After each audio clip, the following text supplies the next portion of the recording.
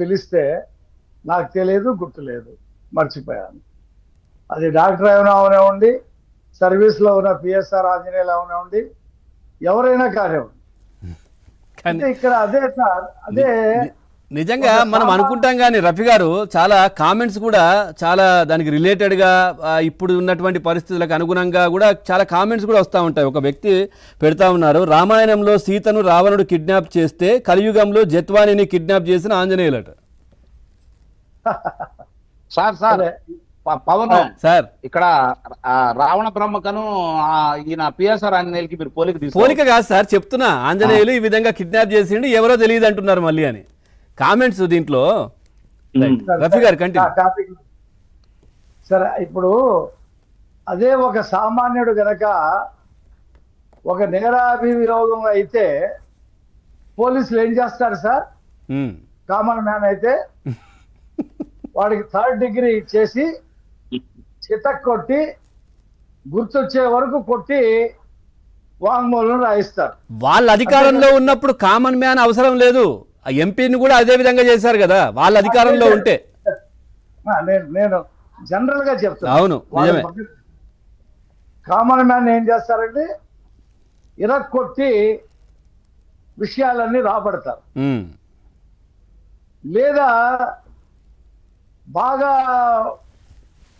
డబ్బుండి అధికారంలో ఉన్నవాడిని అలా చేయరు. కాబట్టి ఈ చట్టం డబ్బున్నవాడికి అధికారం ఉన్నవాడికి చుట్టం. కాబట్టి కనీసం నార్కో అనాలిసిస్ అయినా చేయాలి కదండి. వీళ్ళకి నిద్రపోనిచ్చి వాళ్ళకి తెలియకుండా నిజాలు రాబట్టాలిగా, ఆ పనేం చేయాలిగా. ఆ భయానికే కదా నేను మీ భోజనం తినను, మీ నీళ్లు తాగను అని చెప్తున్నాడు ఆయన. ఏం చేస్తారో అని. కాబట్టి ఇవాళ నార్కో అనాలిసిస్ టెస్ట్ అందుబాటులో లేదు. ఎప్పటికప్పుడు అది కోర్టు నుండి ఆర్డర్ తెచ్చుకునే పరిస్థితి వచ్చింది. కాబట్టి అవును, వీళ్ళు బతికిపోతున్నారు. వీళ్ళందరూ కూడా నాకు తెలియదు, నాకు గుర్తులేదు, మర్చిపోయానని చెప్పేసి బతికిపోతున్నారు.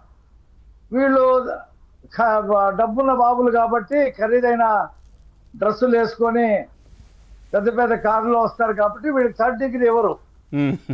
వీళ్ళకి ఒక లాయర్ కూడా అక్కడ అందుబాటులో ఉంటాడు.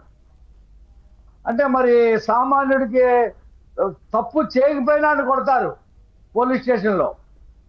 వీళ్ళు తప్పు చేశారని అందరికీ తెలుసు. కుక్కల విద్యాసాగరు ఇవాళ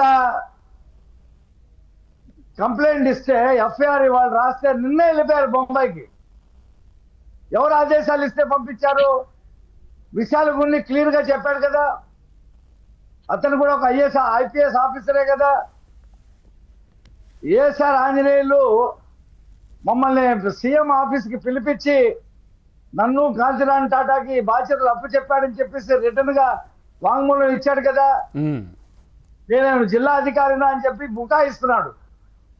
అంటే ఇతను కూడా వైసీపీ నాయకుడిలా మారిపోయాడు. ఇతను పోలీస్ ఆఫీసర్ అనుకోట్లా.